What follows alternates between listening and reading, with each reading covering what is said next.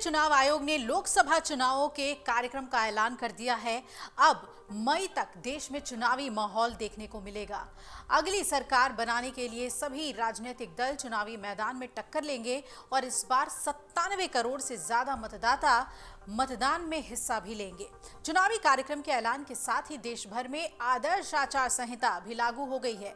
अब देश में सरकारें तो होंगी, लेकिन वो सभी दिशा निर्देश चुनाव आयोग से लेंगी। अब देश भर में चुनाव कराने के लिए अर्धसैनिक बल और पुलिस बल की तैनाती कर दी जाएगी।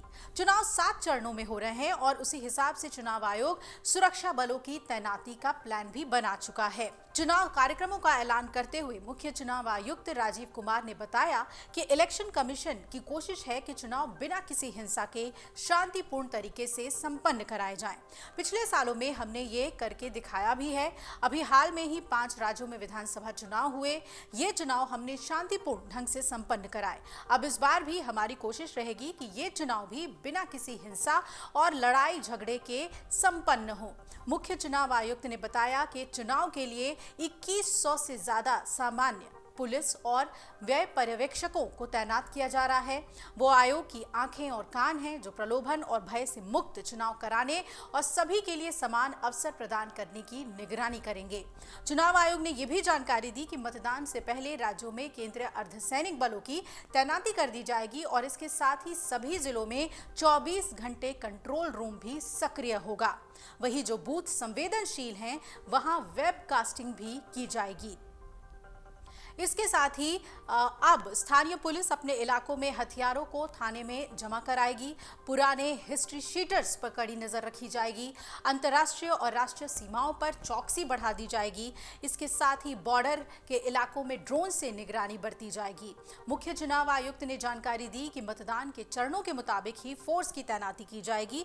हालांकि सुरक्षा व्यवस्था पूरे देश में ही कड़ी रहेगी, लेकिन चुनाव वाले जिलों में आयोग का अतिरिक्त ध्यान रहेगा। चरणों के मुताबिक ही फोर्स को आगे बढ़ाया जाएगा। उन्होंने कहा कि सुरक्षा को लेकर बिल्कुल भी कोताही नहीं बरती जाएगी और इस बाबत जिम्मेदार अधिकारियों को निर्देश भी दे दिए गए हैं।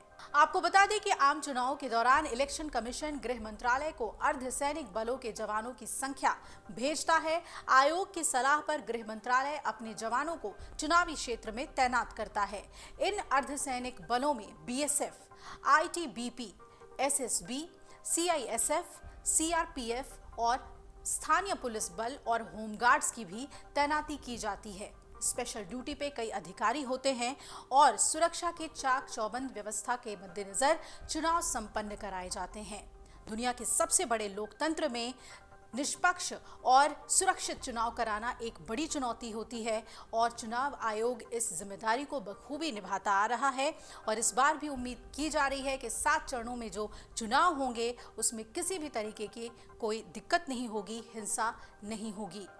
अगर आप ये वीडियो YouTube पर देख रहे हैं तो हमारे चैनल को सब्सक्राइब करें और बेल आइकन को दबाना ना भूलें। अगर आप Facebook पर ये वीडियो देख रहे हैं तो हमारे पेज को लाइक करें।